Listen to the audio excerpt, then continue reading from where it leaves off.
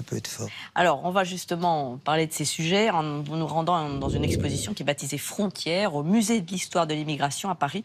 On aborde cette question très actuelle des routes de l'exil. C'est un sujet de Sébastien Thème. Le drame des migrants et le défi de l'accueil lancé à l'Europe dominent l'actualité de ces dernières semaines. Mais la question de l'exil et de la frontière s'est toujours posée en Europe et dans le monde. Et c'est ce qui est à découvrir dans l'exposition Frontières au Musée de l'Histoire de l'Immigration à Paris, où la multiplicité des supports mêlant documents officiels et œuvres d'art permet de donner une définition du mot frontière.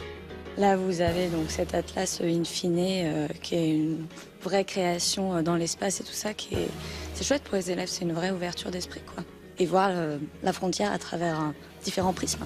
Le grand espoir né des années 90 en France et en Europe était celui de la disparition des frontières, notamment après la chute du mur de Berlin.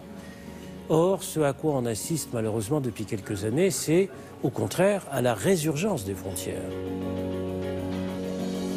L'œuvre de Bruno Buñuel permet de donner une forme d'expérience de ce qu'ont vécu ces migrants, puisque à travers les images qu'il a pu récupérer sur les puces des téléphones portables, on perçoit un peu cette expérience et cette réalité.